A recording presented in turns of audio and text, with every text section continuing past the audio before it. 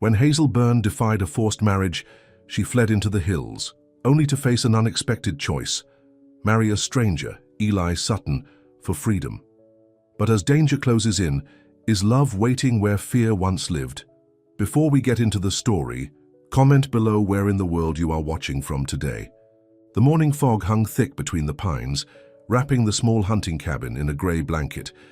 Hazel Byrne stood at the window, her fingers nervously pulling at a loose thread on her worn cotton dress. 3 weeks she'd been here. 3 weeks of waiting, wondering, and worrying about what would happen next. Her family's ranch was struggling. The drought had taken most of their cattle last year, and the bank was threatening to take their land. Then came Mr. Gerald Blackwood, the cattle baron from Three Spires. He was 65 years old with cold eyes and hands that felt like leather when he'd taken hers during that awful dinner. "Your father and I have come to an arrangement," he had told her, not even bothering to ask. "You'll be my wife by month's end." Hazel had stood up from the table, looked her father straight in the eye and said the word she'd never dared say before: no.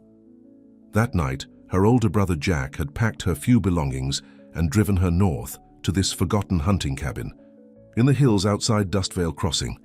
"Just till Pa finds another way," Jack had promised, hugging her tight before he left. "I won't let them sell you like cattle, Hazel, I swear it." But that was 3 weeks ago, and no word had come. The food supplies were running low, and the nights were getting colder. Hazel wasn't sure how much longer she could stay hidden. She was boiling water for tea when she heard it, the sound of hooves approaching. Her heart jumped to her throat. Was it Jack, her father, or worse, had Blackwood's men found her? Hazel grabbed the rifle from above the door, the one thing her brother had insisted she keep close. Her hands trembled as she checked that it was loaded, just like Jack had taught her. The knock came 3 times, firm but not threatening. She stood frozen, the rifle pointed at the door. "Who's there?" she called, trying to keep her voice steady. "It's Eli Sutton, Miss Byrne. I worked your family's ranch last spring." Eli Sutton, the quiet cowboy who'd helped break the wild horses. Hazel remembered him, tall and strong, with dark eyes that never lingered too long on anyone. He'd always been polite, tipping his hat whenever she brought water to the workers. But she couldn't recall exchanging more than a few words with him. Cautiously, she opened the door, keeping the rifle visible. There he stood, hat in hand, looking like he'd ridden hard. His dark hair was damp with sweat, and there was dust on his clothes. But it was his eyes that caught her attention, intense, worried, and fixed on her face like he was searching for something. "Miss Byrne," he said, slightly out of breath, "I heard what they're trying to do to you, so I came to ask first." He paused, swallowing hard. "Would you rather marry me instead?" Hazel didn't laugh, didn't cry, just stared at him, wondering if she'd heard him right. "Mr. Sutton," she finally managed, "have you lost your mind?" He shook his head, still standing outside, not making any move to enter without invitation. "I know how it sounds, but your brother told me what Blackwood's planning. That man isn't looking for a wife, Miss Byrne. He's looking for someone to own." Hazel lowered the rifle slightly. "And you rode all this way to... what? Rescue me?" "No." "Ma'am," Eli said firmly, "I'm not trying to save you. I'm just giving you a different kind of choice." Those words hit Hazel hard. A choice. When was the last time anyone had offered her that? "You'd better come in," she said, stepping aside. "It looks like rain." Eli hesitated. "I don't want to impose. I can make camp nearby." "Mr. Sutton, I've been alone in these woods for 3 weeks. I think I can handle a conversation without losing my reputation." A small smile touched his lips as he stepped inside, careful to keep a respectful distance. The cabin was small, just one room with a bed, a table, and a wood stove. Eli looked too big for the space, like a bear that had wandered into a rabbit's den. "Have you eaten?" Hazel asked, falling back on the manners her mother had taught her. "Don't worry about me, Miss Byrne." "Hazel," she corrected him.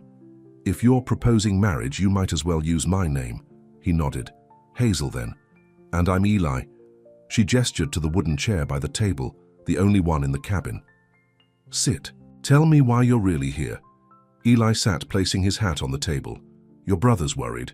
Blackwood's men have been watching your family's ranch. They know Jack helped you get away." Fear clutched at Hazel's heart. Is Jack all right? He's fine for now. But Blackwood's getting impatient. He's threatening to call in your father's debts immediately if you don't come back and agree to the marriage. Hazel turned away, fighting back tears. Her family would lose everything. The ranch that had been in their family for generations. The only home she'd ever known. So my father sent you to bring me back? No, Eli said quietly. Your father doesn't know I'm here. This was my idea. She turned to look at him again. Why would you offer to marry me? You barely know me. Eli looked down at his hands, strong and calloused from years of hard work. I've known your family for years, worked alongside your father and brother. They're good people in a bad situation. He paused. And I've watched you, Hazel, the way you care for your mother when her health fails, how you never complain about the hard work. You deserve better than being traded to a man like Blackwood, and you think you're better. The words came out harsher than she intended. I don't know about better, he said honestly, but I can promise you this, I would never treat you like property. I have a small place north of here. It's not much, but it's paid for. You'd have a roof over your head, food on the table, and my word that I'd treat you with respect. Hazel sat on the edge of the bed, trying to make sense of it all. And what would you get out of this arrangement? Eli met her eyes. A chance to help someone who deserves it, and maybe a chance at the kind of life I never thought I'd have. There was something in his voice, a loneliness that matched her own. I need time to think, she said finally. Eli stood, picking up his hat. Of course, I'll make camp down by the creek. Take all the time you need. He moved toward the door, then paused. Just so you know, Blackwood's given your father until the end of the week to produce you. After that, he's sending men to search every inch of these hills. With that, he left, closing the door gently behind him. Hazel sat in the silence, her mind racing. Marry a man she barely knew to escape marrying a man she feared. What kind of choice was that? Yet something about Eli Sutton made her feel safe. The way he'd stood in her doorway, respectful and earnest, asking instead of demanding. That night she barely slept, tossing and turning as she weighed her options. By morning she'd made up her mind to at least talk to Eli again. She found him, by the creek, already awake and boiling coffee over a small fire. When he saw her approaching, he stood quickly. "Morning," he said, offering her a cup of the strong black coffee. Hazel accepted it gratefully. The morning was chilly and she wrapped her hands around the warm tin cup. "I have questions," she said, sitting on a fallen log. Eli nodded. "I figured you might. Why aren't you married already? You must be, 27? 28. Next month," he corrected. "And no, never married." "Why not?" Eli poked at the fire with a stick. "My mother married young to a man her father chose. He was cruel, drank too much. She stayed because she had nowhere else to go." He looked up at Hazel. "She made me promise I'd never treat a woman the way he treated her. And I promised myself I'd never marry unless I found someone who wanted the same things I did." "And what? Do you want, Eli Sutton?" His eyes held hers. "Peace, respect, a home that feels safe." Simple words, but they resonated within Hazel. "I don't love you," she said bluntly. "I know that," he replied, not offended. "I'm not asking for love, Hazel, just a chance." Over the next few days, Eli stayed nearby, chopping wood for her cabin, hunting rabbits for their meals. They talked, more than they ever had before. He told her about growing up with his mother in a small mining town, how he'd started working with horses when he was just a boy, how he'd saved every penny to buy his little piece of land. Hazel found herself telling him things too, about her dreams of maybe someday being a teacher, about her worry for her mother's failing health, about the weight of responsibility she'd always felt toward her family. On the third evening, as they sat by his campfire eating rabbit stew, Eli said, "I should ride out tomorrow. Let your family, so know you're safe, see what Blackwood's up to." Hazel nodded, surprised by how much she'd come to look forward to their talks. "Will you come back?" "If you want me to." She looked into the fire. "I think I do." The next morning, Eli saddled his horse while Hazel stood nearby, arms wrapped around herself against the chill. "Be careful," she said. "Blackwood's men won't take kindly to interference." Eli nodded, checking the cinch on his saddle. I can handle myself. You keep that rifle close, you hear? Don't open the door for anyone but me or your brother." "Eli," she said as he prepared to mount. "Why are you really doing this?" The truth, he turned to face her, his expression serious. "Because everyone deserves a choice, Hazel, even if it's between bad and less bad." He paused. "And because the first time I saw you, 3 years ago at your family's ranch, you were reading to your mother on the porch. Your face was so full of life and kindness. I thought then that you deserved better than what this harsh country usually gives to women." Something warm bloomed in Hazel's chest at his words. "I'll be back in 2 days," he promised, swinging up into the saddle. "Think about what you want, Hazel. Not what your family needs or what's expected. What you want." She watched him ride away, until the trees and fog swallowed him up. True to his word, Eli returned 2 days later, but his face was grim as he dismounted. "What is it?" Hazel asked, feeling dread pool in her stomach. "Blackwood's men are searching the hills. They'll find this place by tomorrow, maybe sooner." He took a deep breath. "Your father's sick, Hazel. The worries made his heart condition worse." Tears sprang to her eyes. "I need to go to him." "If you go back, Blackwood will make sure you're married to him by sundown." Hazel paced the small cabin. "What am I supposed to do? Let my father die of worry? Let my family lose everything?" "There's something else," Eli said quietly. "Your brother Jack got into a fight with one of Blackwood's men. He's in jail in Dustvale Crossing. Blackwood's pressing charges, saying Jack assaulted his man without provocation." Hazel sank into the chair, overwhelmed. "This is all because of me." "No," Eli said firmly, kneeling in front of her. "This is because of a greedy man who thinks he can buy whatever he wants, including you." She looked into his eyes, finding strength there. If I agreed to marry you, what would happen next?" "We'd ride to Dustvale Crossing, find the preacher, make it legal. Then I'd face Blackwood, tell him you're my wife and he has no claim on you. He'd still want payment for my father's debts." Eli nodded. "I've got savings. Not enough to clear the debt completely, but enough to negotiate terms. Between that and what your family can scrape together, we might manage." "You'd do that?" "Use your savings to help my family." "I would." Hazel stood, moving to the window to look out at the pines and fog. Everything was happening so fast. A week ago, she'd barely known this man. Now she was considering tying her life to his. But when she thought of the alternative, Blackwood's cold eyes and possessive hands, her choice became clearer. She turned back to Eli.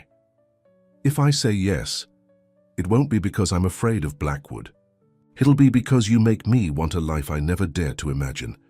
The smile that broke across his face was like sunshine after rain. "Is that a yes then?" Hazel took a deep breath. "Yes, Eli Sutton, I'll marry you." He didn't rush to embrace her or kiss her. Instead, he simply held out his hand. When she placed hers in it, his grip was warm and strong. "We'll leave at first." "Light," he said. "Pack only what you need. We'll travel fast." That night, Hazel hardly slept, alternating between fear and a strange, bubbling hope. By dawn, she was ready, her few belongings packed in a small bag. Eli had breakfast waiting. "Bacon and coffee." When she emerged from the cabin, "Ready?" he asked. "As I'll ever be," she replied, trying to sound braver than she felt. They rode double on his horse, Hazel's arms wrapped around his waist as they made their way through the hills. The journey to Dustvale Crossing took most of the day, and they spoke little, both lost in their own thoughts. As they crested the final hill and saw the small town spread out below them, Eli pulled the horse to a stop. "Last chance to change your mind," he said over his shoulder. Hazel tightened her arms around him. "I've made my choice." They rode into town as the afternoon sun cast long shadows down the main street. People stopped to stare at them. The quiet, Cowboy and the rancher's daughter, both looking determined and a little afraid. At the sheriff's office, they found Jack pacing in a cell, his face lighting up when he saw his sister. "Hazel, what are you doing here? It's not safe." "I'm getting married, Jack," she said, her voice steady. "To Eli." Jack's eyes widened, looking between them. "Is this for real?" Eli nodded. "If the sheriff will let you out to stand as witness." The sheriff, a fair man who'd known the Byrne family for years, agreed to release Jack temporarily. The preachers, Over at the church, he told them. But you'd best hurry. Word travels fast in this town. With Jack at their side, they walked to the small white church on the edge of town. The preacher, surprised by their urgency, nevertheless agreed to perform the ceremony. Standing before the simple altar, with only her brother and the preacher's wife as witnesses, Hazel looked up at Eli. In his eyes, she saw not possession or triumph, but something gentler, hope mixed with determination. "Do you, Eli Sutton, take this woman to be your lawfully wedded wife?" the preacher asked. "I do," Eli said, his voice clear and firm. "And do you, Hazel Byrne, take this man to be your lawfully wedded husband?" Hazel took a deep breath. This wasn't how she'd imagined her wedding day. And yet, as she looked at the man before her, she felt not resignation but possibility. "I do," she said. "Then by the power vested in me, I pronounce you husband and wife." There was no passionate kiss, just a gentle squeeze of her hand as Eli slipped a simple gold band onto her finger. His mother's, he told her. They signed the marriage certificate, making it official. Hazel Byrne was now Hazel Sutton. As they stepped out of the church, Jack hugged his sister tight. "Are you sure about this, Hazel?" "I'm sure," she said, surprising herself with how true it felt. But their moment of peace was short-lived. Down the street, a cloud of dust announced the arrival of riders. 6 men on horseback, led by a figure Hazel recognized with dread. Gerald Blackwood had come to claim what he believed was his. "Stay behind me," Eli said quietly as the riders approached. "No," Hazel replied, moving to stand beside him. "We face this together." Blackwood dismounted, his cold eyes taking in the scene. Hazel in her simple dress, Eli and Jack flanking her protectively, the church behind them. His face darkened with anger as understanding dawned. "What's this?" he demanded. "Some kind of trick?" The preacher stepped forward, Bible in hand. "Mr. Blackwood, these two have just been joined in holy matrimony. Whatever business you had with Miss Byrne, she's Mrs. Sutton now." Blackwood's face contorted with rage. "This changes nothing. The debt still stands. I'll have her land and her name one way or another." Eli stepped forward, his voice calm but carrying an edge of steel. "Then come for me, not her. But bring a shovel, 'cause I ain't letting go without a grave involved." The threat hung in the air between them. Blackwood's men shifted uneasily in their saddles, waiting for orders. And then Hazel did something that surprised everyone, including herself. She moved to her horse, reached into her saddlebag, and pulled out the rifle her brother had given. She didn't point it at anyone. She simply held it, letting everyone see that she wasn't a helpless prize to be fought over. "Mr. Blackwood," she said, her voice steady, "I've made my choice. I suggest you respect it." The standoff continued, tension crackling in the air like lightning before a storm. The town had gone silent, everyone watching, waiting to see what would happen next. And in that moment, Hazel knew that whatever came next, whether peace or violence, struggle or happiness, she had finally found her voice, and she wasn't about to lose it again. The tension in Dust Vale Crossing's main street was thick enough to cut with a knife. Blackwood's men had their hands hovering near their guns while townspeople watched from doorways and windows. Sheriff Mills stepped forward, his badge catching the late afternoon sun. "That's enough," he said firmly. "This is a town, not a battlefield. Mr. Blackwood, I suggest you take your business elsewhere." Blackwood's eyes narrowed. "This isn't over, Sutton. A piece of paper and some words don't change the fact that the Byrnes owe me money." "Then take it up with Mr. Byrne," Eli said calmly. "My wife is no longer part of your bargain." The word wife sent a strange flutter through Hazel's chest. It was still so new, so unexpected. Blackwood spat on the ground. "You think you're clever, boy? I own half this territory. When I'm done, you won't find work within 100 miles. He turned to Hazel, his gaze cold. "And you, your father is on his deathbed because of your selfishness. How does that sit with your conscience?" Jack lunged forward, but Eli caught his arm. "That's not true," Jack said through gritted teeth. "Pa's sick, but he'll recover. And he never wanted Hazel to marry you in the first place." "We'll see about that," Blackwood said, mounting his horse. "I'm headed to your ranch now. Perhaps your father will be more reasonable than his children." With that, he signaled to his men, and they rode off in a cloud of dust. "We need to get to the ranch," Hazel said urgently. "Before he does." Sheriff Mills shook his head. They've got fresh horses and a head start. You'd never beat them there. Then let us use the telegraph office, Eli suggested. We can warn them. Blackwood's coming. The sheriff nodded. Good thinking, come on. At the telegraph office, they sent a quick message to the nearest station, to the Byron Ranch. The operator there would ride out with the warning. Now what? Hazel asked, the reality of her situation beginning to sink in. She was married to a man she barely knew. Her father was ill, and a powerful enemy was threatening everything she loved. Eli looked at her with concern. You must be exhausted. We should find somewhere to rest, make plans. You can stay at my place, Jack offered. It's not much, but it's clean. Jack's small room above the blacksmith shop was indeed clean, if sparse. A bed, a table with 2 chairs and a washstand were the only furnishings. I'll sleep at the livery with the horses, Jack said. Give you two some privacy. Before Hazel could protest, her brother was gone, leaving her alone with her new husband. An awkward silence fell between them. I can sleep on the floor, Eli said, sensing her discomfort. Hazel nodded gratefully. Thank you. While Eli went to check on the horses, Hazel sat on the edge of the bed, still trying to process everything that had happened. Just a week ago, she'd been hiding alone in a cabin. Now she was married to Eli Sutton and facing down one of the most powerful men in the territory. When Eli returned, he brought food, simple bread and cheese from the general store. Not much of a wedding feast, he said with a small smile. It's perfect, Hazel replied, suddenly realizing how hungry she was. As they ate, sitting across from each other at the small table, Eli said, We should talk about what happens next. Do you have a plan? Parts of one, he admitted. We need to see your father, make sure he's all right.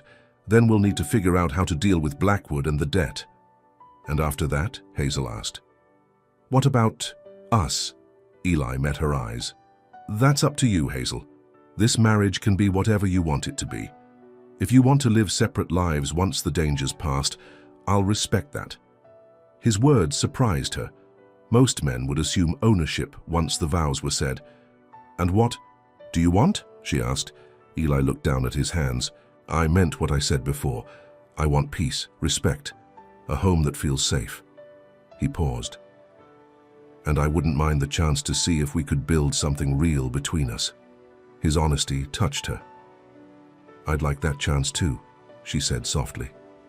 They spent the night in awkward but respectful coexistence, Eli keeping his word about sleeping on the floor. In the morning, Jack returned with news. The telegraph came back. Pa got our warning. He's doing better and says to tell you he's proud of you, Hazel. Relief washed over her. What about Blackwood? He showed up all right, but Pa refused to see. Him. Told him to get off our property. Jack grinned. Ma apparently stood on the porch with Pa's shotgun the whole time. Hazel laughed, imagining her slight, soft-spoken mother facing down the cattle baron. We should still ride out there, Eli said. Make sure they're safe. The journey to the Byron Ranch took most of the day. As they crested the final hill and the familiar buildings came into view, Hazel felt a lump in her throat. No matter what happened, this would always be her first home. Her mother was hanging laundry when they rode up. At the sight of Hazel, she dropped the sheet she was holding and ran to meet them, arms outstretched. My girl. Oh, my girl, she cried, pulling Hazel into a tight embrace as soon as she dismounted. Her father appeared in the doorway of the house, leaning on a cane but standing tall. His face, though pale, broke into a smile at the sight of his daughter.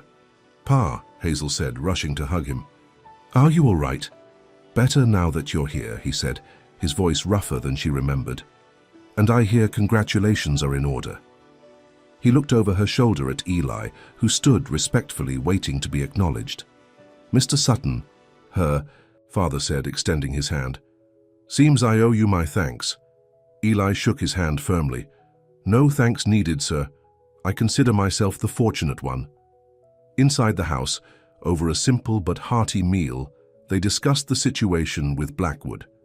He's determined to ruin us, Mr. Burns said grimly.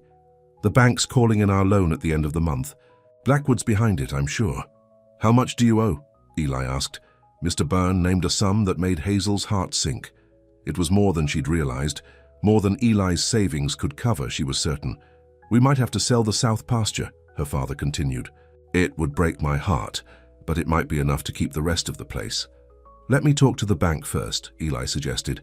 Sometimes they're more willing to work with new blood, and I've got some savings to put toward it. We can't ask. That of you, Mrs. Byrne protested. You're not asking, Eli said.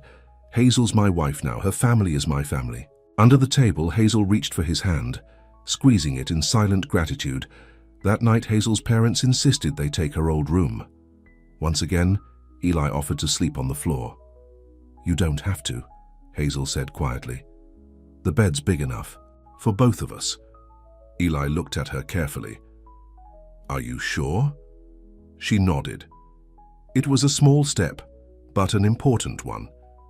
They lay side by side that night, not touching, but aware of each other's presence. In the darkness, Hazel found it easier to speak her mind. Thank you, she whispered, for everything you're doing for my family. They're good people, he replied. They deserve better than what Blackwood's trying to do to them. A comfortable silence fell between them. Eli, Hazel said after a while, tell me something about yourself that nobody else knows. He was quiet for so long that she thought he might have fallen asleep. I can't read, he finally said, his voice barely audible. Not well, anyway. I know enough to sign my name and read. Simple words, but anything more. He trailed off. Hazel turned to look at his profile in the dim moonlight coming through the window. That's nothing to be ashamed of. It is when you've spent your whole life hiding it. He sighed. My mother tried to teach me, but there was never enough time. Always had to work, keep food on the table.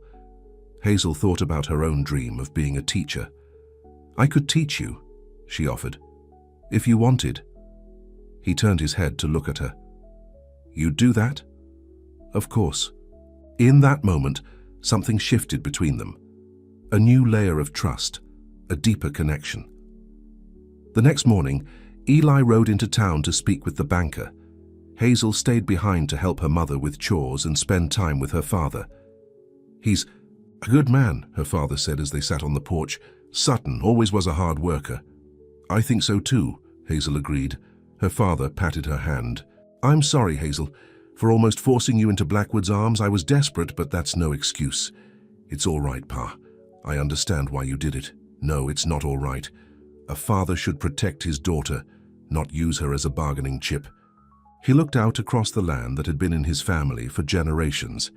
I'd rather lose every acre than see you unhappy. Eli returned in the late afternoon, his expression giving nothing away as he dismounted. Well? Mr. Byrne asked anxiously. The banker was receptive, Eli said carefully. He agreed to extend the loan for 6 months if we can make a partial payment now. How much? Mrs. Byrne asked. Eli named a figure. It was substantial, but less than they'd feared. I can cover that, he said, between my savings and what I can get for those 2 Mustangs I've been training. Eli, no, Hazel protested. That's your money, your future.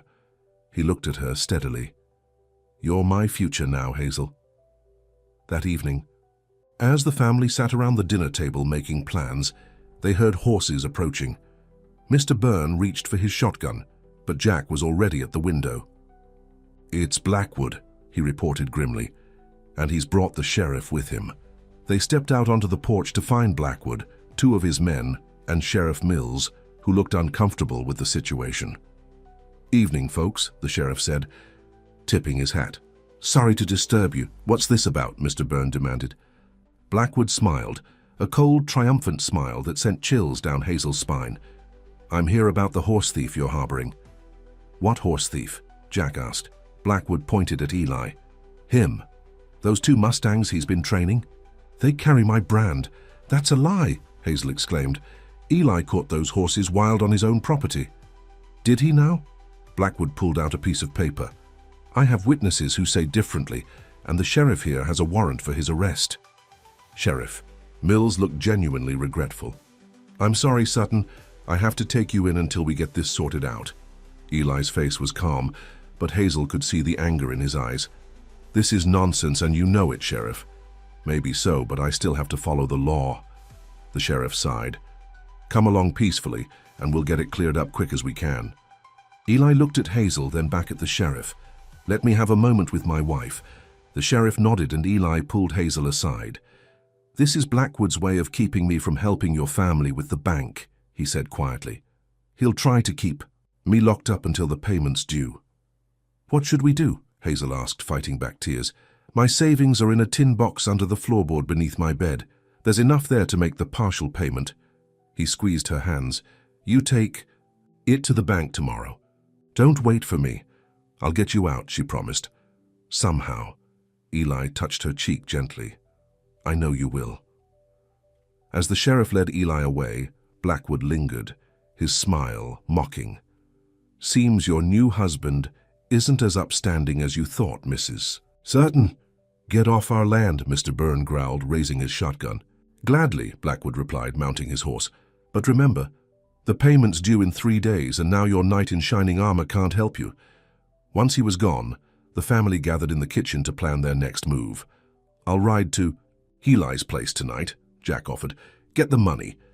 And I'll go to town first thing tomorrow to see what can be done about these false charges," Mr. Byrne added. "No," Hazel said firmly. "You're still not well, Pa. I'll go." Her mother looked worried. "Alone? It's not safe."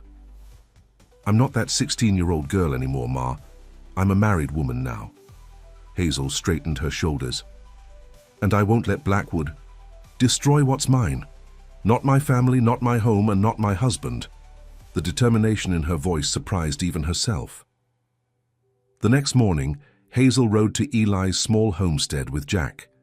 It was her first time seeing the place, a modest cabin with a sturdy barn and corral, nestled in a green valley with a creek running nearby. It wasn't grand, but it was peaceful and well maintained. Inside, the cabin was simple but clean. A table and chairs, a cast-iron stove, shelves with a few books and supplies.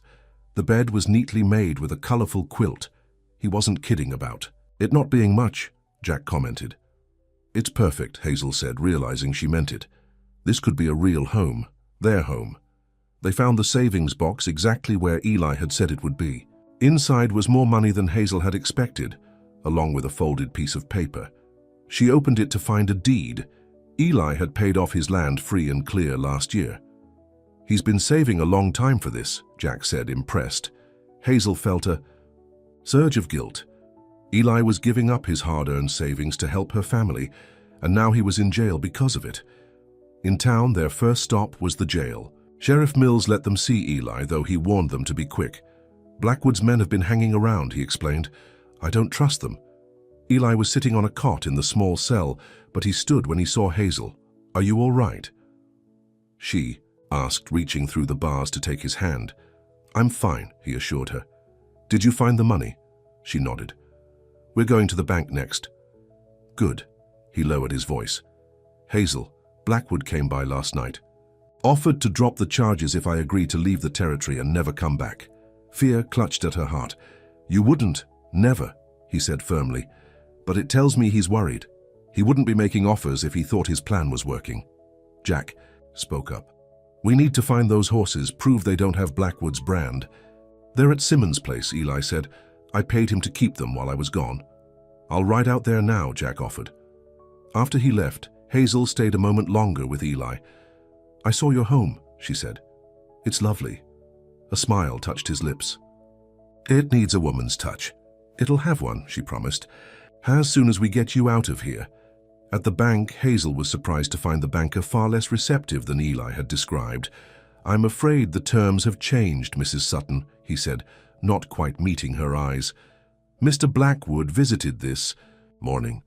As a major investor in this bank, his input carries significant weight." "What are the new terms?" Hazel asked, her stomach sinking. "Full payment by the end of the week or foreclosure proceedings begin." It was an impossible sum. Even with Eli's savings, they wouldn't have enough. "That's not fair," Hazel protested. "You made an agreement." The banker shrugged, looking uncomfortable but unwilling to help. "Business is business, Mrs. Sutton." Leaving the bank, Hazel felt despair threatening to overwhelm her.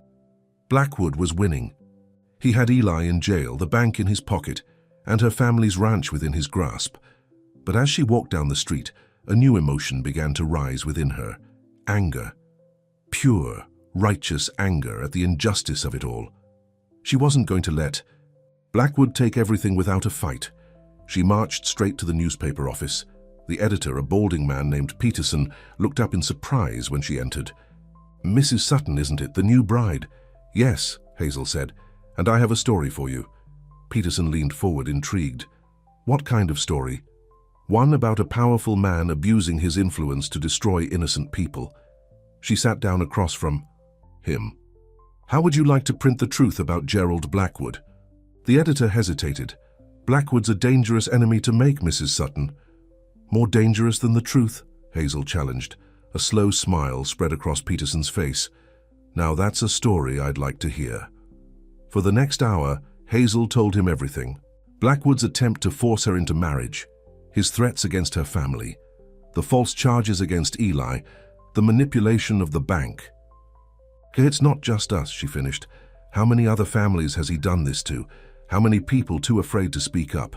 Peterson was scribbling furiously. "This will cause quite a stir." "Good," Hazel said firmly. "It's time someone stood up to him." As she left the newspaper office, Hazel felt a new sense of purpose. Blackwood might have money and power, but she had truth on her side, and perhaps, if enough people read the story, they might find allies.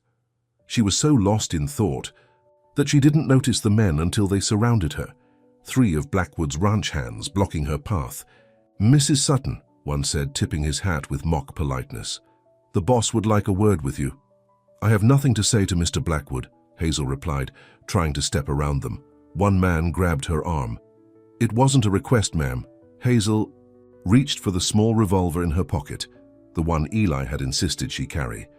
But before she could draw it, a familiar voice called out, "I believe the lady declined your invitation."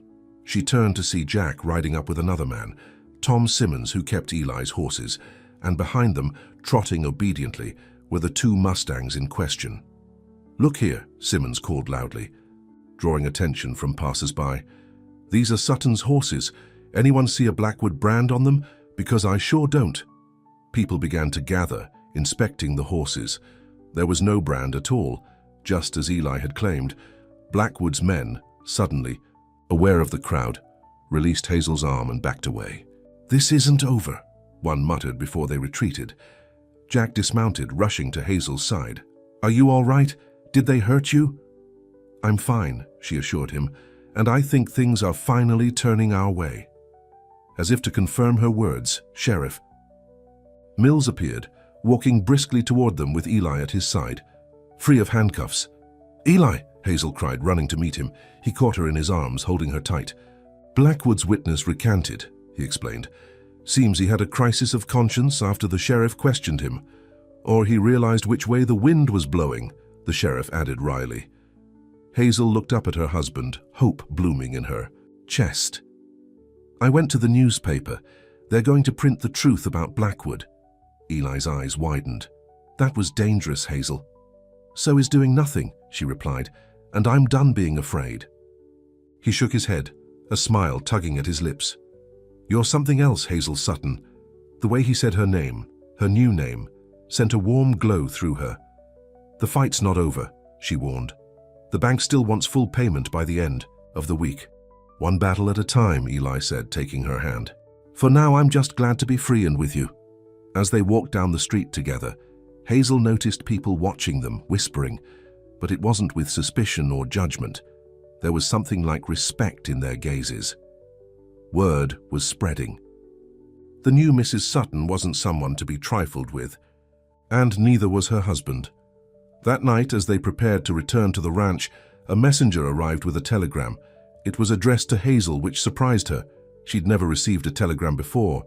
She opened it with trembling fingers, then gasped. "What is it?" Eli asked, concerned. "It's from my cousin in Denver," she said, her voice shaking with excitement. "She says there's a man there, a lawyer, who's building a case against Blackwood for land fraud. He wants to talk to us." Eli took the telegram, reading it quickly. "This could change everything." "It already has," Hazel said, looking up at him. In just a few short days, her entire life had transformed.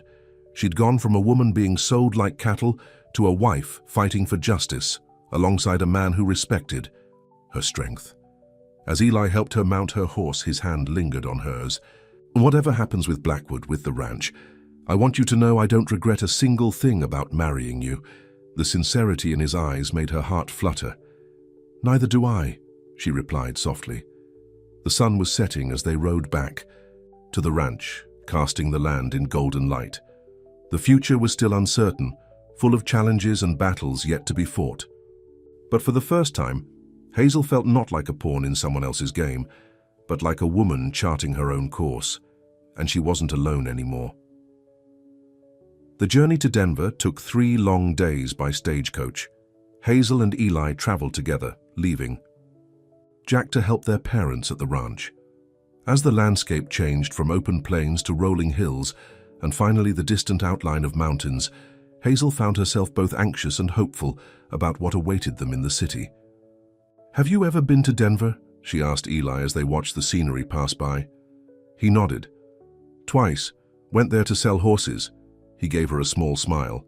"It's big and noisy, nothing like Dust Vale Crossing." "I've never been to a city before," Hazel admitted. "Pa always said they were full of thieves and troublemakers." "Some of that," Eli agreed, "but good people too, just more of everything." The stagecoach hit a rut, jostling them against each other.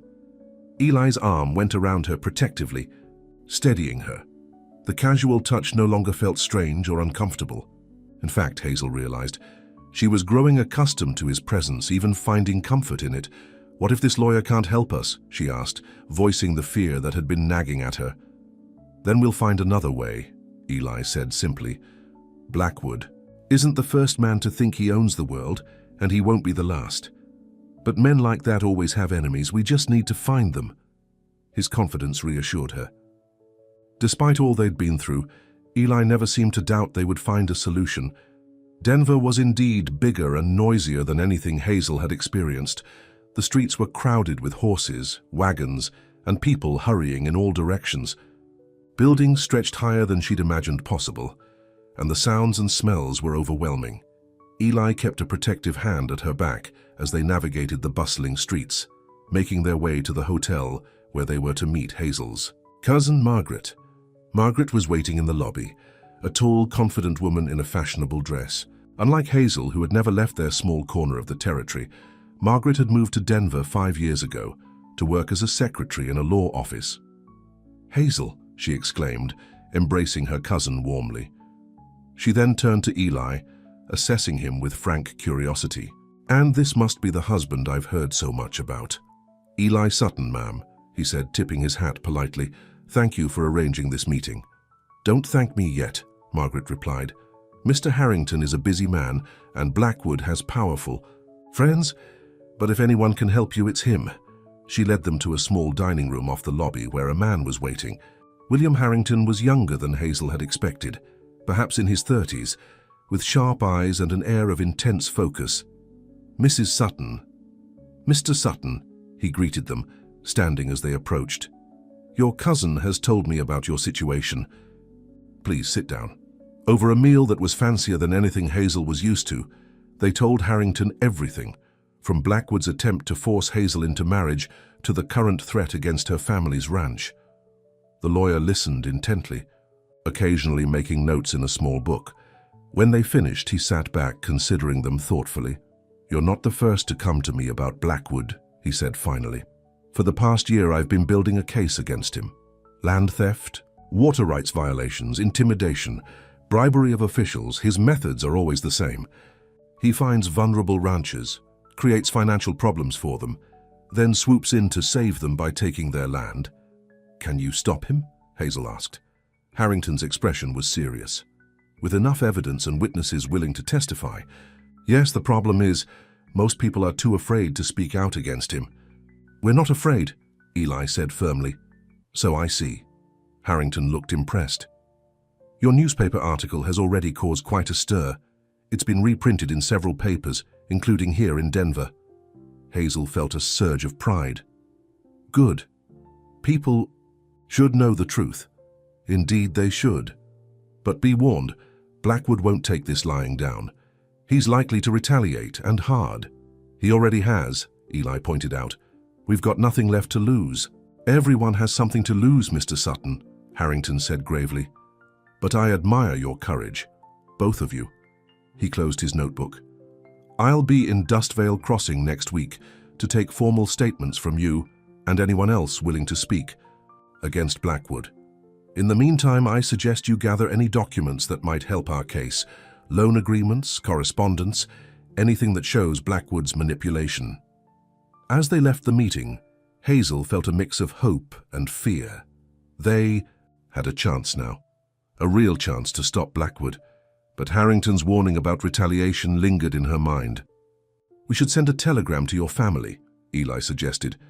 Let them know we're on our way back and what Harrington said. At the telegraph office, however, they received disturbing news. The operator looked grim as he handed them a message that had been waiting for them.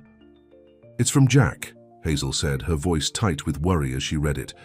Blackwood's men set fire to our south barn last night. No one was hurt, but Pa's had another heart spell. He's asking us to come home right away. Eli's face hardened. We'll leave on the first stage tomorrow morning. That night in their hotel room, Hazel paced anxiously while Eli sat on the edge of the bed, cleaning his revolver. This is my fault, she said. If I had just gone along with what they wanted— Stop, Eli said firmly. None of this is your fault. Blackwood is the kind of man who takes what he wants and destroys anyone who stands in his way. If it hadn't been you, it would have been someone else. But my family— Your family loves you, Hazel. They want you to be happy, not sacrificed. He set the gun aside and stood, moving to where she stood by the window. And so do I. The sincerity in his eyes made her breath catch. For a moment they stood there, closer than they'd ever been, something unspoken passing between them.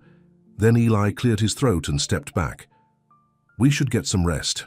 Long journey tomorrow. That night, sharing the bed but maintaining a respectful distance, Hazel lay awake thinking about how much had changed in such a short time. She had married Eli out of desperation, a choice made to avoid a worse fate. But now, looking at the man sleeping beside her, she was beginning to wonder if what had started as an arrangement might be growing into something more. They left Denver. At dawn, the stagecoach rattling along roads that grew rougher as they headed back toward Dustvale Crossing. The return journey seemed to take forever, each mile increasing Hazel's worry for her father and family. When they finally arrived home, they found the ranch in a state of tense vigilance. Jack and two neighboring ranchers were keeping watch with. Rifles and the charred remains of the south barn stood as a stark reminder of Blackwood's vindictiveness. Pa's resting, Jack told them as they arrived. Doc says he needs to stay quiet, but he's stubborn as ever. Has Blackwood been back? Eli asked. Jack shook his head. Not him personally, but his men ride by the boundaries every day, watching. And the bank sent another notice. They won't accept partial payment, only the full amount. Inside the house, Hazel found her mother sitting by her father's bedside. Mr. Byrne looked pale but alert, his face brightening when he saw his daughter. There's my girl, he said, his voice weaker than she remembered. And her fine husband. How are you feeling, Pa? Hazel asked, taking his hand. Been better, he admitted. But don't you worry about me. Tell me about Denver. Did this lawyer fella think he could help? Hazel nodded, sitting on the edge of the bed. He's been building a case against Blackwood for months. He's coming here next week to take statements. Her father's eyes gleamed with determination. Good, it's about time someone stood up to that sidewinder. You should be resting, not plotting, Mrs. Byrne chided gently. I'll rest when Blackwood's finished, Mr. Byrne retorted, though he settled back against his pillows, clearly tired. Over the next few days, tension at the ranch continued to build. Eli and Jack took turns keeping watch, and neighbors stopped by regularly, offering support and sharing their own stories of Blackwood's intimidation. It's not just us, Jack told Hazel one evening as they sat on the porch. The Millers, the Johnsons, even old man Peterson, they've all had trouble with Blackwood. They were just too scared to say anything before. And now they're talking. Your newspaper article started something, Hazel. People are finally standing up. The thought gave Hazel comfort, but her worry remained.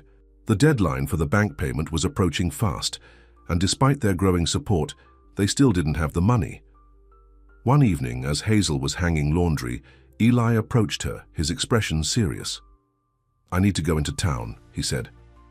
"There's someone there I think might be able to help us with the money." "Who?" Hazel asked, curious. "An old friend. I'm not making any promises, but it's worth a try." "I'll come with you," she said immediately. Eli shook his head. "Better if I go alone. This friend, he's particular about who he deals with." Hazel felt a flicker of unease. "Eli, what are you planning?" "Nothing dangerous," he assured her. "Just a conversation. I'll be back by morning." Though reluctant, Hazel nodded. In the weeks they'd been married, she'd learned to trust Eli's judgment. "Be careful." After he rode off, Hazel found herself restless and worried. To distract herself, she went to check on her father, finding him sitting up in bed reading a letter. "What's that, Pa?" she asked, noticing his troubled expression. He hesitated, then handed her the paper. "Came today. From Blackwood." Hazel read it quickly, her blood running cold. The letter offered to forgive the debt completely, if Hazel agreed to annul her marriage to Eli and come work as Blackwood's personal assistant at his ranch for 1 year. "He's desperate," she said, crumpling the letter. "He knows he's losing control." "He's dangerous," her father corrected. "A cornered snake is the most likely to strike." That night, unable to sleep without Eli beside her, Hazel sat by the window watching the road. When dawn broke with no sign of him, her worry turned to fear. Jack found her there, still watching. "He's not back." She shook her head. "I'll ride into town," Jack offered. "See what I can find out." But before he could leave, they heard hooves approaching. Hazel rushed outside, relief flooding through her at the sight of Eli riding toward the house. The relief was short-lived, however, when she saw his condition. His face was bruised, a cut above his eye crusted with dried blood, and he rode stiffly, as if in pain. "Eli," she cried, running to meet him as he dismounted. "What happened?" "Blackwood's men," he said grimly, "caught me on the way back from town." Jack helped him into the house, while Hazel quickly gathered water and bandages. As she cleaned his wounds, her hands gentle but her eyes fierce, Eli explained. "My friend came through. He's lending us enough to make the bank payment." He winced as she dabbed at the cut above his eye. "I had the money in my pocket when Blackwood's men jumped me, 3 of them waiting on the road." "Did they take it?" Jack asked, his expression dark. Eli managed a small, satisfied smile. "No. They were too busy trying to beat a lesson into me. I managed to hide it before they really got started." He reached into his boot, pulling out a small pouch. "It's all here." Hazel felt a confusing mix of emotions, relief about the money, fury at Blackwood's men, and a deep protective concern for Eli that surprised her with its intensity. "We need to take this to the bank today," Eli continued, "before Blackwood can interfere again." "You're not going anywhere," Hazel said firmly. "Not in this condition. Jack and I will go." For once, Eli didn't argue. That alone told Hazel how badly he was hurting. In town, Hazel and Jack went straight to the bank. The banker looked surprised to see them, and even more surprised when Hazel counted out the full payment amount on his desk. "This settles our debt in full," she said. "I want a receipt showing the loan is paid off." The banker hesitated. "Mr. Blackwood left instructions." "Mr. Blackwood is not a party to this loan," Hazel interrupted. "The agreement is between your bank and the Byrne family. Now, unless you want me to ride to Denver and discuss your business practices with the banking commission, I suggest you process our payment." Jack looked at his sister with newfound respect, as the banker, flustered and clearly intimidated, quickly wrote out the receipt. Outside the bank, Jack shook his head in amazement. "When did you get so fierce, little sister?" Hazel smiled. "I've always been fierce, Jack. I just never had a reason to show it before." Their victory was short-lived, however. As they mounted their horses to leave town, they saw a group of riders approaching, Blackwood himself flanked by at least a dozen men. Well, Blackwood said, reining in his horse in front of them. "If it isn't the new Mrs. Sutton, how's your husband feeling today?" His smile was cruel. "My men tell me he took quite a beating." Hazel's hand tightened on her reins. "Whatever you're planning, Blackwood, it's too late. We've paid off the loan. Our ranch is safe." Blackwood's smile didn't falter. "For now, perhaps. But there are other ways to get what I want." He looked around at the townspeople who had stopped to watch. I wonder how your neighbors would feel if the railway decided not to build that spur line they've been hoping for, or if the territory marshal suddenly found reasons to investigate certain businesses in Dustvale Crossing. You'd punish an entire town just to get back at us, Jack demanded. I'd burn this whole territory to the ground if I had to, Blackwood replied, his voice low and dangerous. No one defies me, especially not some cowboy and a slip of a girl who doesn't know her place. Hazel felt cold fury rise within her. My place is wherever I choose to be, Mr. Blackwood, and right now it's standing against you. Before Blackwood could respond, another voice called out from the boardwalk. Is there a problem here? They all turned to see William Harrington, a lawyer from Denver, walking toward them. Behind him were several men Hazel didn't recognize, their badges identifying them as federal marshals.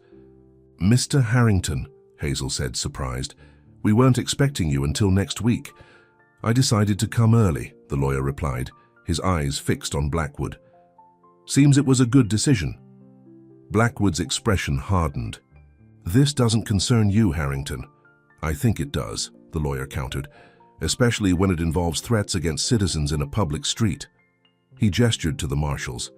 These gentlemen are very interested in reports of intimidation, arson and assault in this area.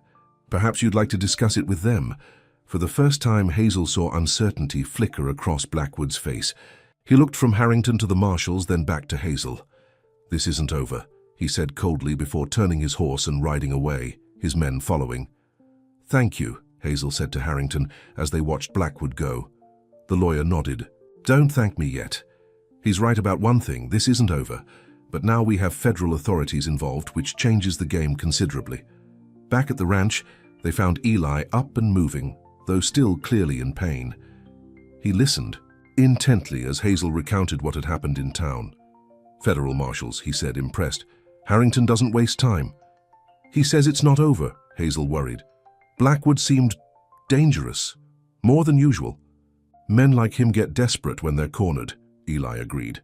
We'll need to be extra careful. That night, as Hazel helped Eli change the bandages on his ribs, she found herself studying his face. Despite the bruises, there was a strength there that went beyond the physical, a quiet determination that had drawn her to him from the beginning. You didn't have to do this, she said softly. Put yourself in danger for my family. Eli caught her hand as she finished with the bandage. They're my family now too, Hazel. His eyes met hers. And you're my wife. Not just on paper anymore. The words hung between them, full of meaning. Slowly, giving her every chance to pull away, Eli leaned forward and kissed her. It was gentle, mindful of his injuries, but it sent warmth spreading through Hazel's entire body. When they parted, she stayed close, her forehead resting against his. I was so worried when you didn't come back, she admitted. I'll always come back to you, he promised, no matter what. The following days brought a flurry of activity to the ranch. Harrington set up temporary office in town, taking statements from everyone who had suffered under Blackwood's schemes. The federal marshals investigated the barn burning and the attack on Eli, gathering evidence for potential charges. And through it all, Hazel and Eli grew closer. What had begun as a marriage of convenience was blossoming into something neither had expected, a true partnership built on respect, shared purpose, and deepening affection. One evening, as they sat on the porch watching the sunset, Eli took Hazel's hand.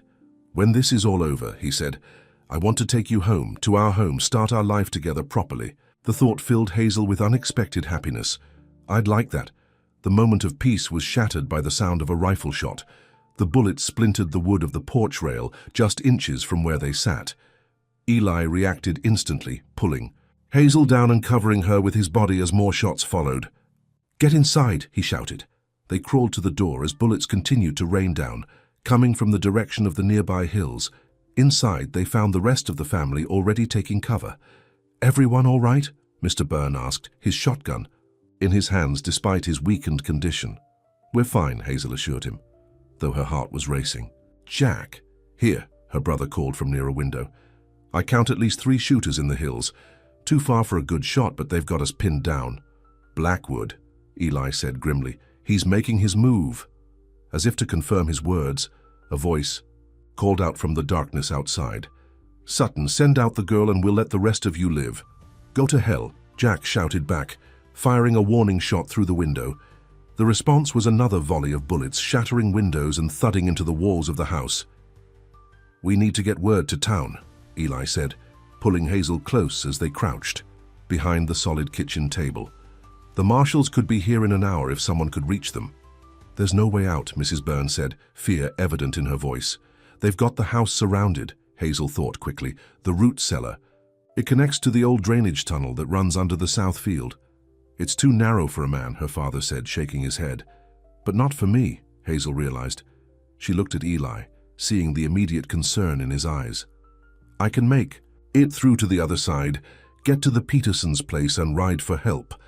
"It's too dangerous," Eli protested. "More dangerous than staying here and waiting for them to rush the house," she countered. "We're outnumbered and running out of ammunition." Eli looked torn, clearly hating the idea of Hazel putting herself at risk, but unable to deny the logic of her plan. "I'll go with you as far as the tunnel," he finally said. Another barrage of bullets hit the house, one passing close enough to send splinters flying from a wooden beam overhead. "We need to hurry," Hazel urged, with Jack providing covering fire. From the windows, Eli and Hazel made their way to the trapdoor in the kitchen floor that led to the root cellar. The space below was dark and cool, smelling of earth and stored vegetables. "The tunnel entrance is behind those shelves," Hazel said, pointing to the far wall. Together, they moved the heavy shelving unit, revealing a narrow opening barely wide, enough for a small person to squeeze through. Eli looked at it doubtfully. "You're sure you can make it?" "I used to play in here as a child," Hazel assured him. "It comes out near the old oak by the creek." The sound of gunfire continued above them, punctuated by shouted threats from Blackwood's men. "Once you're through, don't stop for anything," Eli instructed, his face etched with worry. "Ride straight for town, find the marshals." Hazel nodded, suddenly afraid, not for herself but at the thought of leaving her family, leaving Eli, in danger. "Promise me you'll be careful," she said, gripping his shirt. "Promise me you'll still be here when I get back." In answer, Eli pulled her close and kissed her, not gently this time, but with all the fear and passion and love that had been building between them. "I promise," he said when they broke apart. "Now go." Hazel took a deep breath, lit the small lantern Eli handed her, and began to crawl into the narrow tunnel. The earth was damp and cool against her hands and knees, the space so tight that her shoulders brushed the sides. Behind her, she heard Eli moving the shelves back into place to hide the tunnel entrance. Then she was alone in the darkness, inching forward with only the small circle of lantern light to guide her. The tunnel seemed to go on forever, the air growing thinner and the space narrower as she progressed. Several times she had to stop, fighting back panic when it seemed she might be stuck. But the thought of Eli and her family, trapped in the house with Blackwood's men closing in, drove her forward. Finally, after what seemed like hours, but was probably only minutes, she saw a faint glimmer of moonlight ahead. The tunnel exit was partially blocked by roots and years of soil buildup. Hazel dug frantically, tearing at the earth with her bare hands until the opening was wide enough to squeeze through. Emerging into the cool night air, she took a moment to get her bearings. The old oak tree stood nearby, and beyond it, the creek gurgled softly. In the distance, she could still hear the sporadic sound of gunfire from the direction of the ranch house. Moving as quietly as possible, staying low to the ground, Hazel made her way to the Petersons' farm. Their dog began barking as she approached, and Mr. Peterson appeared at the door with a shotgun. "It's Hazel Sutton," she called out. "Please, we need help." Within minutes, she was on one of the Petersons' horses, riding hard for town. The moon provided just enough light to see the road, and Hazel urged the horse to its fastest pace, fear and determination driving her forward. As she reached the outskirts of Dustvale Crossing, she began shouting, "Help! Marshals! Blackwoods!" attacking the Byrne Ranch. Lights appeared in windows, people emerging from homes and businesses to see what the commotion was about. And then, blessed relief, the federal marshals, already mounted and armed, Harrington among them.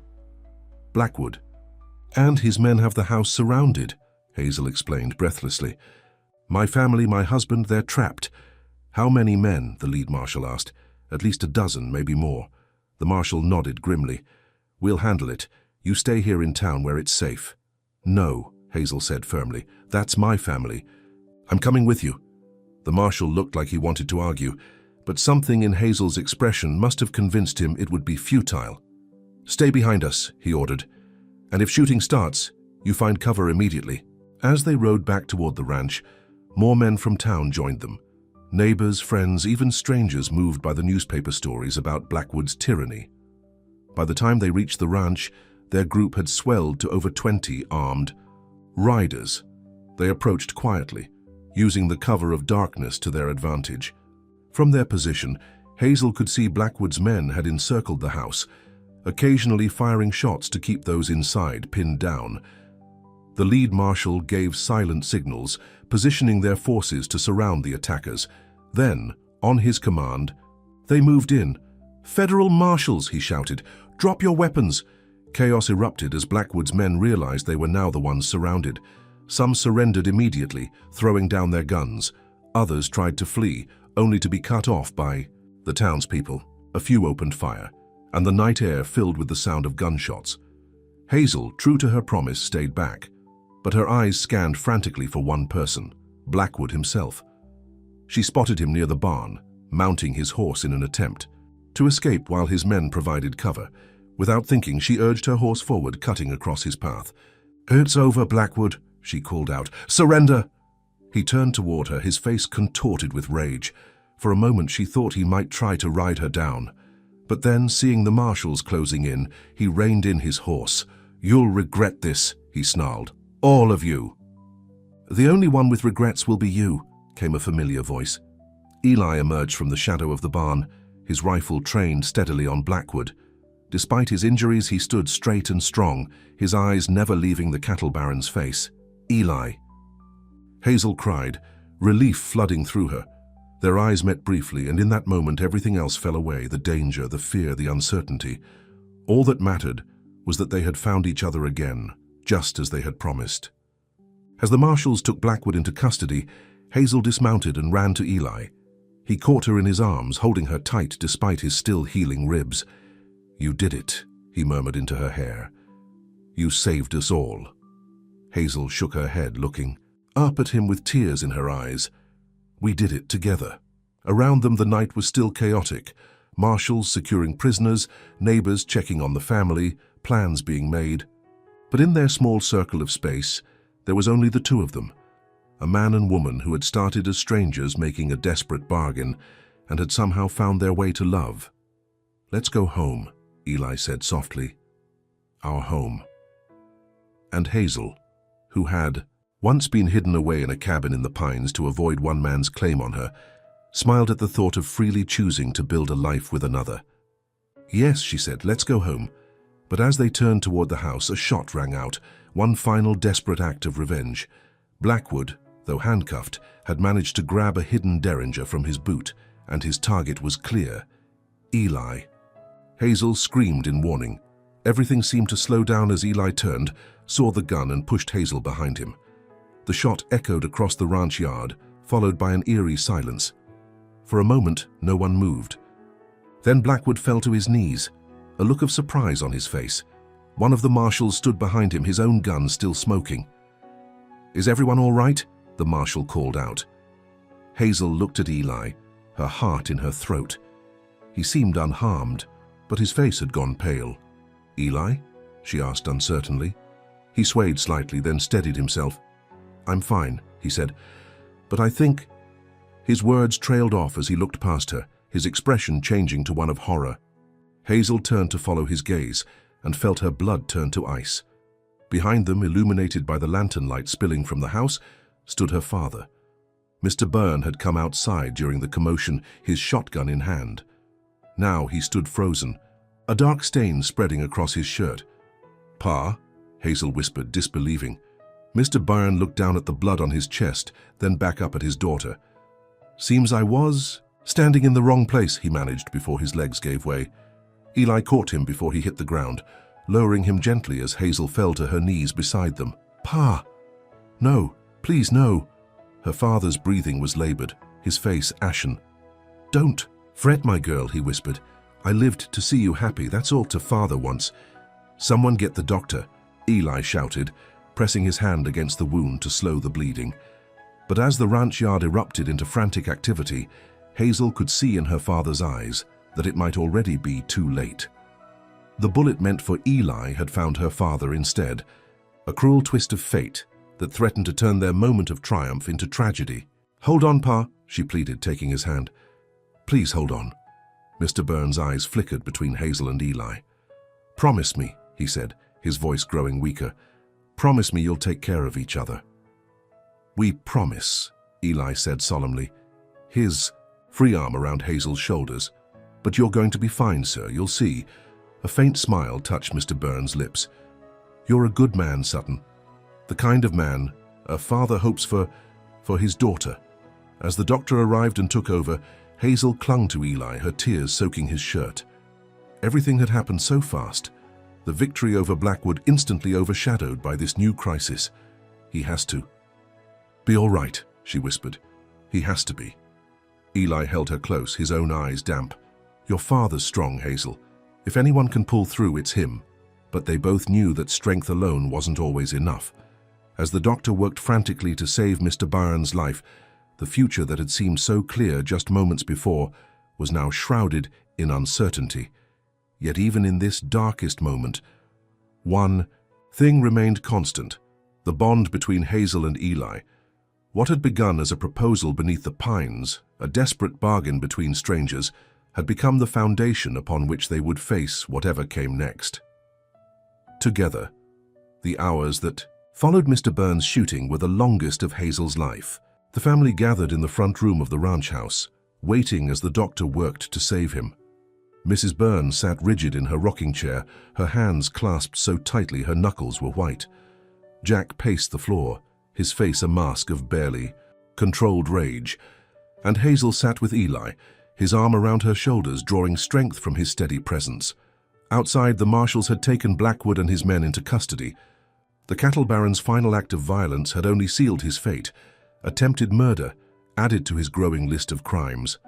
Finally, after what seemed like an eternity, the doctor emerged from the bedroom. His face was grave, his shirt sleeves rolled up and spotted with blood. "He's alive," he said, and Hazel felt her heart restart. The bullet missed his heart by an inch. "He's lost a lot of blood, but he's strong." "Can we see him?" Mrs. Burns asked, already rising from her chair. The doctor nodded. "Briefly, he needs rest more than anything now." They filed into the bedroom where Mr. Burns lay, his face nearly as white as the bandages wrapped around his chest. He was awake, though, his eyes finding each of them as they entered. "Quite a commotion I caused," he said, his voice weak but still carrying his characteristic dry humor. Mrs. Burns took his hand, tears streaming down her face. "Thomas Burns, don't you dare joke about this. You nearly died." "But I didn't," he pointed out. "Takes more than Blackwood's pocket pistol to finish me off." Despite everything, Hazel found herself smiling. Her father's stubborn spirit remained unbroken. "Blackwood?" Mr. Burns asked, looking at Jack. "In custody," Jack confirmed. "Along with most of his men, they're being taken to Denver to stand trial." Mr. Burns nodded, satisfaction in his eyes. "Good." His gaze moved to Hazel and Eli, standing together at the foot of the bed. "You two all right?" "We're fine, Pa," Hazel assured him. "Thanks to you." He shook his head slightly. "Did what any father would do." His eyes drifted closed, exhaustion overtaking him. "Proud of you, Hazel. You found yourself a good man." As Mr. Burns slipped into sleep, the doctor shooed them out of the room, insisting his patient needed rest. Mrs. Burns stayed behind, settling into a chair by the bed to keep watch through the night. In the kitchen, Jack poured whiskey for himself, Eli and Hazel, his hands still shaking slightly. "To Pa," he said, raising his glass. "Toughest man I know." They drank silently, the events of the day weighing heavily on all of them. "What happens now?" Hazel finally asked. "The marshal says they'll need statements from all of us," Jack replied. "But with all the witnesses and evidence they've gathered, Blackwood's looking at years in prison." "And his men?" Eli asked. "Most will probably make deals, testify against."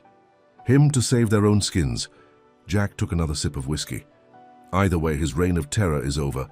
The realization was almost too big to grasp. For so long, Gerald Blackwood had seemed untouchable, his power absolute. Yet in the span of a few weeks, it had all come crashing down. "We should get some rest," Eli suggested, noting Hazel's exhausted expression. "Tomorrow will be another long day." That night, as they lay together in Hazel's childhood bed, Eli held her close, offering comfort without words. Hazel curled against him, her head on his chest, listening to the steady beat of his heart. "I thought I was going to lose you both," she whispered into the darkness. "When that shot rang out." "But you didn't," Eli reminded her gently. "Your father's going to recover, and I'm right here." "When Blackwood pointed that gun at you, I realized something," Hazel continued, propping herself up to look at him in the dim moonlight filtering through the window. "I realized that what started as a choice to escape one man had become a choice to be with another. Not because I had to, but because I wanted to." Eli's hand came up to cup her cheek. "Are you saying what I think you're saying, Hazel Sutton?" She smiled through tears that suddenly threatened. "I'm saying I love you, Eli. I don't know exactly when it happened, but somewhere between that cabin in the pines and tonight, I fell in love with my husband." His answering smile was like sunrise breaking through clouds. "I've loved you since that first day at your cabin, when you opened the door with a rifle and looked at me like I'd lost my mind." Their kiss was tender at first, then deepening with newfound certainty. What had begun as a desperate arrangement had transformed into something neither of them had dared to hope for. True love, freely given and joyfully received. The following days brought a flurry of activity to the Byrne Ranch.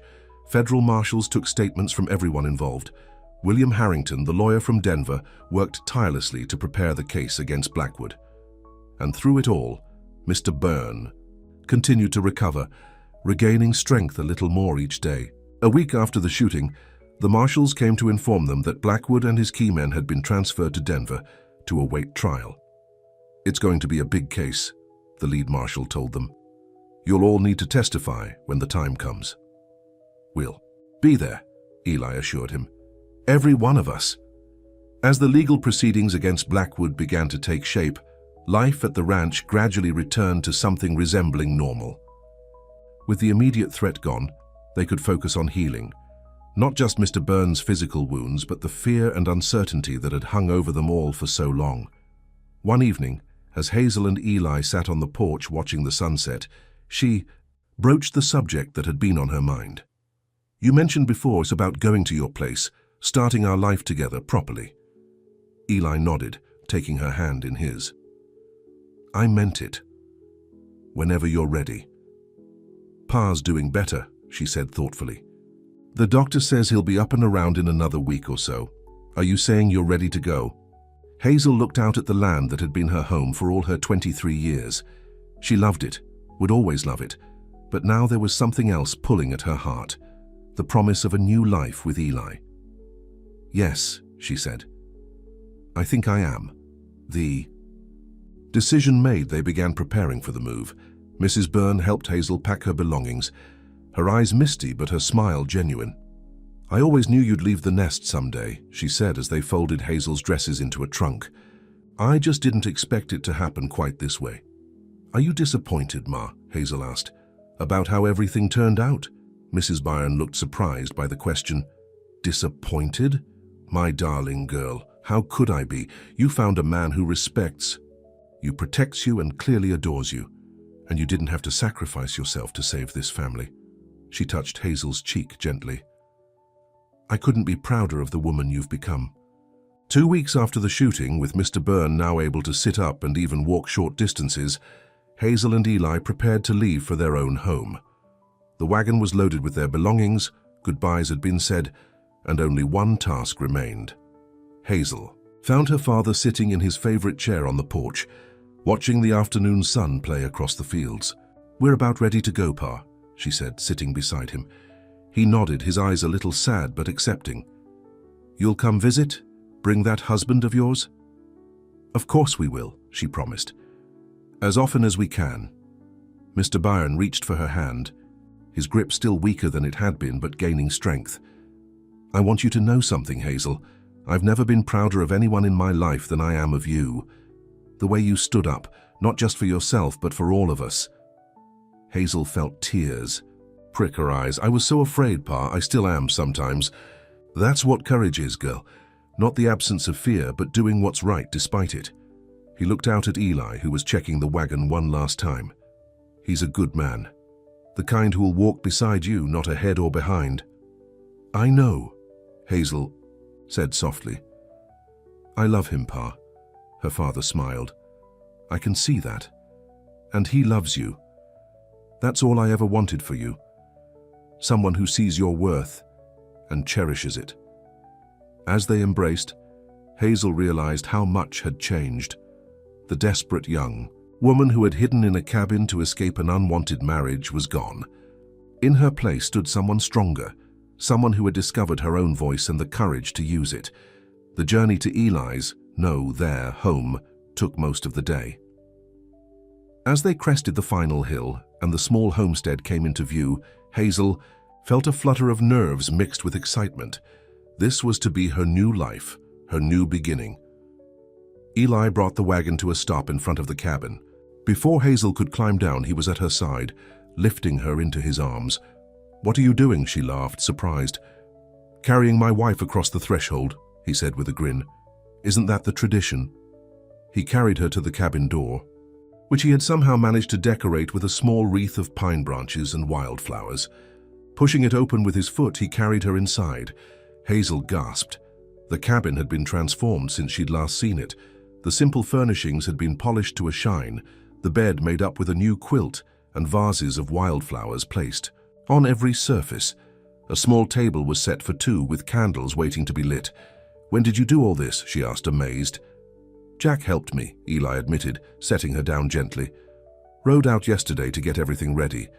I wanted it to be perfect for you." Touched beyond words, Hazel turned in a slow circle, taking it all in.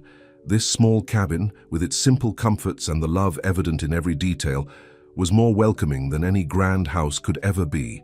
"It is perfect," she said, turning back to Eli. "Because it's ours."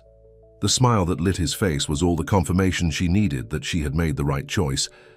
Not just when she had agreed to marry him to escape Blackwood, but every day since, as she had chosen again and again to build a life with this man who had given her the most precious gift of all, the freedom to choose her own path. That evening, after they had unpacked the wagon and shared a simple meal by candlelight, they sat on the porch of their cabin, watching as the first stars appeared in the darkening sky. "I've been thinking," Eli said, his arm around Hazel's shoulders, "about what happens next." "What do you mean?" "Well, we've defeated Blackwood, saved your family's ranch and started our life together. But there's still so much ahead of us." Hazel looked up at him curiously. "Like what?" "Like your dream of being a teacher.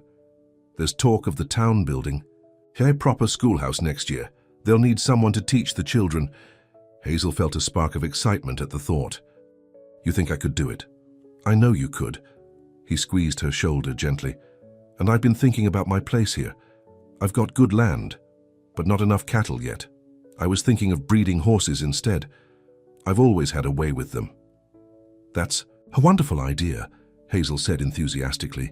"You're so good with horses. Remember those Mustangs Blackwood tried to claim were his?" Eli nodded, a shadow crossing his face at the memory. "They're still at Simmons' place. He's holding them for us." "They could be the start of your breeding stock," Hazel suggested, a reminder that good can come even from the darkest times. Eli looked down at her, love plain in his eyes. "How did I get so lucky finding you? I believe you rode up to a cabin in the pines and made me the strangest marriage proposal in history," Hazel teased. He laughed, pulling her closer. "Best decision I ever made." As night fell fully around them, they sat in comfortable silence, content in each other's company and the promise of the future stretching before them. 3 months later, on a crisp autumn day, Hazel stood in the dust veil, crossing courthouse surrounded by family and friends. Beside her, Eli looked handsome in a new suit, his usually unruly hair neatly combed for the occasion. The crowd fell silent as the door opened and the judge entered, followed by several marshals escorting a shackled Gerald Blackwood. The cattle. Baron looked diminished somehow, his fine clothes replaced by prison garb, his arrogant bearing muted by defeat. William Harrington, now serving as special prosecutor, had called them all to testify at Blackwood's trial. For days they had recounted their experiences. The threats, the violence, the manipulation. Other witnesses had come forward too, people who had suffered under Blackwood's tyranny for years, but had been too afraid to speak out. Now they had, gathered to hear the verdict. The judge, a stern-faced woman from Denver, addressed the courtroom. After considering all the evidence and testimony presented, this court finds the defendant, Gerald Blackwood, guilty on all counts. A murmur ran through the crowd as the judge continued, listing the charges: extortion, assault, attempted murder, land fraud, and more. The sentence, when it came, was decisive: 20 years in the territorial prison. As Blackwood was led away, he turned, his eyes finding Hazel in the crowd. For a moment, his face twisted with hatred. Then, surprisingly, it gave way to something like resignation. He had lost, and he knew it. Outside the courthouse, the Byrne and Sutton families gathered on the steps. Mr. Byrne, now fully recovered from his gunshot wound, shook Harrington's hand vigorously. "You did it," he said. "You brought him down." "We all did," the lawyer corrected, looking around at the group. "It took every one of you standing up, telling your stories, refusing to be intimidated." "What happens to his land, his cattle?" Jack asked. "The court has ordered it all sold to pay restitution to his victims," Harrington explained. "It won't make everyone whole, but it's a start." As they walked back to their wagons, ready to return to their respective homes, Hazel felt a deep sense of closure. The shadow that had hung over them for so long was finally gone. "Penny, for your thoughts," Eli said, helping her up onto their wagon seat. "I was just thinking about how much has changed," Hazel replied. "How different my life is now from what I expected." "Better or worse?" he asked, a teasing glint in his eye. "Better. So much better." She leaned against him as he took up the reins. "I never thought I'd say this, but in a strange way I'm almost grateful to Blackwood." Eli looked at her in surprise. "Grateful? To the man who tried to force you into marriage and nearly killed your father?" "Not for those things," Hazel clarified. "But if he hadn't tried to buy me like cattle, you wouldn't have come to that cabin. We might never have found each other." Understanding dawned in Eli's eyes. "I see your point. Though I like to think we would have found each other somehow, some way." "You're a romantic, Eli Sutton," Hazel laughed. "Only with you," he replied, pressing a kiss to her temple before turning the wagon toward home. 6 months after the trial, on a perfect spring morning, Hazel stood on the porch of their cabin, a letter in her hand, and tears of joy in her eyes. Inside, Eli was preparing breakfast, whistling a cheerful tune. "Eli," she called, her voice trembling slightly. "Could you come out here a minute?" He appeared in the doorway, wiping his hands on a towel. "What is it? Is something wrong?" "Nothing's wrong," she assured him, holding out the letter. "It's from the town council. They've approved the new school and—" She paused, still hardly believing it herself. "They want me to be the teacher." Eli's face broke into a wide smile. "Hazel, that's wonderful. I told you they would." "There's more," she said, unable to contain her excitement any longer. "I've been keeping a secret from you." His eyebrows rose in surprise. "A secret? What kind of secret?" Taking a deep breath, Hazel took his hand and placed it gently on her stomach. "The school won't open until fall, which is perfect timing, because by then our baby will be almost 3 months old." For a moment, Eli stood frozen, his eyes wide with shock. Then, with a whoop of joy that likely startled the horses in the corral, he lifted Hazel off her feet and spun her around. "A baby? We're having a baby." His voice was filled with wonder. "In late June, the doctor thinks," Hazel confirmed, laughing, as he set her down gently, suddenly concerned about spinning her. "Are you all right? Should you be resting? Do we need to—" Hazel silenced his worried questions with a kiss. "I'm fine, Eli. Women have been having babies since the beginning of time, and I'm strong, remember? The strongest woman I know," he agreed, his hand returning to rest on her still flat stomach. A baby, he repeated, awe in his voice. Our baby. The news spread quickly through both families. Mrs. Byrne immediately began knitting blankets and tiny garments. Mr. Byrne announced plans to build a cradle, his hands steady again after months of healing. Jack teased that the child would surely be as stubborn as both its parents combined. As spring turned to early summer, Hazel's body changed, her stomach growing round with the new life inside. Eli treated her like precious glass, despite her protests, that she was perfectly capable of continuing her normal activities. "I'm pregnant, not ill," she reminded him one evening, as he insisted on fetching water from the well instead of letting her do it. "Humor me," he replied with a grin. "It's not. Every day a man gets to prepare for his first child." The word first wasn't lost on Hazel.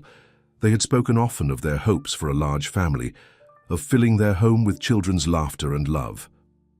On a warm June evening, as they sat on their porch watching fireflies dance in the gathering dusk, Eli pulled something from his pocket, a small wrapped package. "What's this?" Hazel asked, taking it curiously. "Open it and see," he encouraged. Inside the wrapping was a book, a collection of children's stories, its cover worn but well cared for. "It was my mother's," Eli explained. "The only book she owned.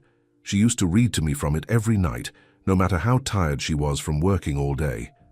Hazel ran her fingers over the cover, touched by the gift and what it represented. "It's perfect, Eli. I'll read it to our child every night, just like she did." "There's something else," he said, reaching back into his pocket. This time he pulled out a sheet of paper carefully folded. Hazel opened it to find writing, simple sentences, practiced over and over in an increasingly steady hand. "My name is Eli Sutton. I love my wife Hazel. We are having a baby. I will be a good father." Tears filled her eyes as she realized what she was looking at, the results of the reading and writing lessons she had been giving Eli since they first moved into their home together. "I've been practicing extra," he said, a hint of pride in his voice. "I want to be able to read to our child too." Overwhelmed with love, Hazel took his face in her hands. "You are going to be the most wonderful father." 2 weeks later, after a long but uncomplicated labor with her mother and the midwife in attendance, Hazel gave birth to a healthy baby girl. Eli, who had paced outside until he was allowed in, entered the bedroom with tears streaming unashamedly down his face. "She's beautiful," he whispered, gazing down at the tiny bundle in Hazel's arms. "Just like her mother." "Do you want to hold your daughter?" Hazel asked, her heart full to bursting at the sight of her husband's awestruck expression. Carefully, reverently, Eli took the baby into his arms. She seemed impossibly small against his broad chest, her rosebud mouth and button nose perfect. "Beyond imagining. What should we name her?" he asked, unable to take his eyes off her tiny face. Hazel had been thinking about this for months. "What about Hope? Because that's what she represents, all our hopes for the future." "Hope Sutton," Eli tried the name out, smiling. "It's perfect." As the summer sun cast golden light through the bedroom window, the little family shared their first moments together. Eli sitting on the edge of the bed, cradling their daughter while Hazel rested against the pillows, tired but radiant with happiness. Later, when Mrs. Byrne had shooed Eli out to let Hazel rest, he found Mr. Byrne sitting on the porch smoking his pipe. "Congratulations, son," the older man said, making room on the bench. Eli sat, still dazed by the miracle he had witnessed. "Thank you, sir." "Being a father changes everything," Mr. Byrne said reflectively. "Makes you see the world differently." "I'm beginning to understand that," Eli admitted. Looking at her, so tiny and perfect, "I want to be better, to make the world better for her." Mr. Byrne nodded in approval. "That's exactly right." He puffed on his pipe for a moment, then added, "You know, when you rode up to my door and told me you'd married my daughter, I had my doubts. But watching you two together these past months, seeing the man you are—" He put a hand on Eli's shoulder. "I couldn't have chosen better for her myself." The simple words of approval meant more to Eli than the older man could know. Inside, Hazel gazed down at her sleeping daughter, marveling at the journey that had brought her here. From a frightened young woman hidden away in a cabin, to a wife, a soon-to-be teacher, and now a mother. Each step had required courage, but each had led her closer to this perfect moment. She thought back to that day when Eli had appeared at her door with his wild proposal. "I'm not trying to save you," he had said. "I'm just giving you a different kind of choice." It was that choice, the freedom to decide her own fate, that had changed everything. And now, with Hope sleeping peacefully in her arms and Eli's steady presence in their home, Hazel knew she had chosen well. The proposal beneath the pines had been just the beginning. The real story was everything that came after, the love that had grown between them, the family they were building, and the future stretching bright and promising before them, a future they would face as they had faced everything else, together.